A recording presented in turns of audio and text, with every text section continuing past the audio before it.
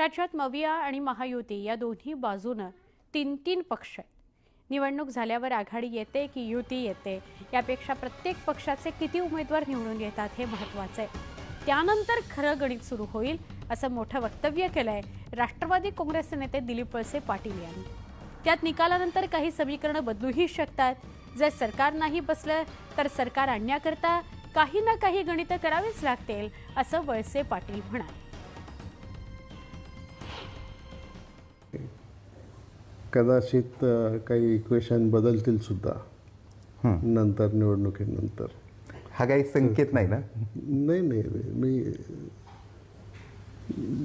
General सांगतो. बरं. समजा जर मॅथमॅटिक्स नाही बसलं तर सरकार आणण्यासाठी मॅथमॅटिक्स करावं तर लागेलच. बरोबर बरोबर. काही ना काही करावं लागेल. बरं. आणि 6 पक्ष आहेत, म्हणजे नुसते 2 आणि 3 पक्ष नाहीत. हो. त्यामुळे 6 पक्षामध्ये मॅथमॅटिक्स करायला भरपूर वाव आहे.